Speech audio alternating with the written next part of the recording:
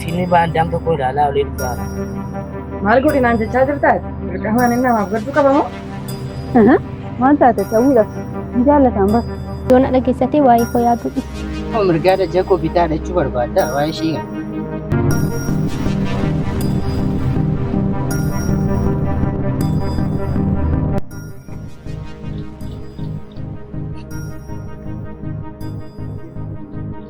Eba, amma yoo waa'ee mantala sanaa yaadaa jirtaati.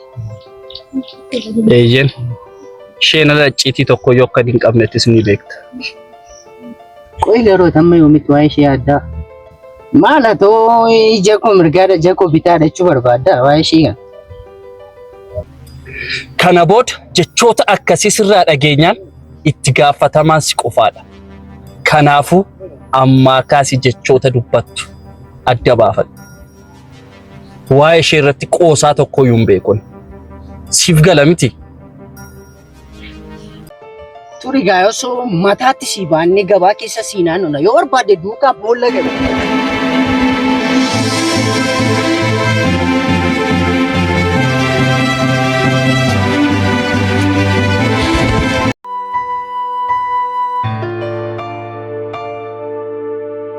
Kan inni ibsiin isichu yeroo eebbaan kun si mararu hanga ammaa taa'ee ishee eegaa jira.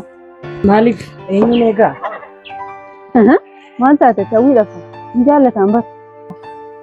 Maal godhure? Maaltu na galchanaa? Si garuu miidhamuun namaaf waan jaalladhamu si galaa?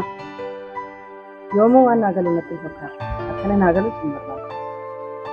Garuu miidhamuu kee kaleessaatti har'a miidhamuun namaa waan sitti fakkaatu taanaan baay'ee dogongorteessa.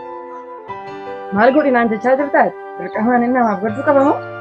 Moo maal godhinaan jechaa jirtati? Natti himime eebboo koo jedhee mataatti baachuun qabamoo? Akkasitti yaadaa jirtu taanaan baay'ee dogoggorteessa. Na biraa deemu kana booddee si dhufaa deemuun barbaada. Tola na eegi dhiiseera hunda isaa.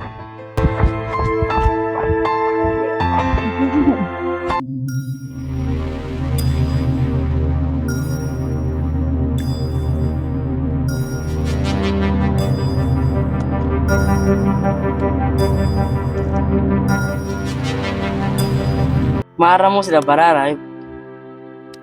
Eeyyen mucaa faaraa sanattu sammuu koo tuqee deeme. Okey inni kan akkasiin jedhu. Maafin akka uffataatti cuunfee isheen afuree. Dhiisi gaafa lolaa immoo akkas hin ta'u. Ati nan beektu jechuudha warreen kun biyya alaatti hojjetamee dhufe miti. Sumatti hojjetamee. Maal taate tarrammoo nagaa miti moo mana ispoortii oltee dhuftati? Fiilmii baandaan tokko ilaalaa olee dhufaa. Akkas taanaan torban kana keessa hojii tokko qabda. Amma immoo kanadha. Maal afur immoo?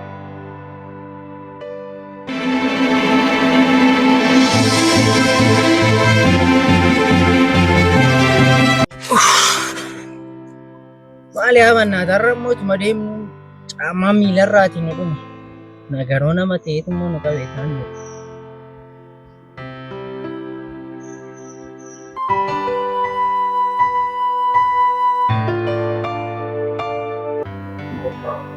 Bareedoota rammoo isaa yaatu.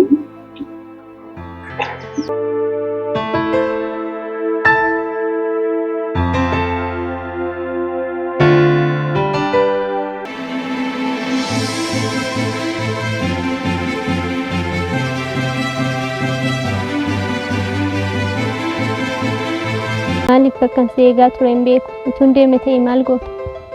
Akka itti hin deemne beekaa. Deemuu hin danda'an ture garuu. Hin dandeessaa.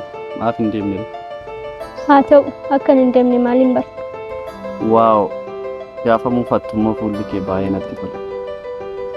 Akkasittiin tolle gochuuf kolfuun qaban ture. Yoo kofaltee immoo baay'ee miidhamaa jirti. Sababni isaas gammachuun koo daangaa darba. Gammachuun daangaa darbe immoo dhukkubaaf nama saaxila. Kanaafuu na ilaallachaa kolfi. Obboleessa koo yoona dhageessatee irra deddeebi'ee sitti himeera. Yoona dhageessatee waa'ee koo yaaduu dhiisi. Ani si jaallachuu hin danda'u.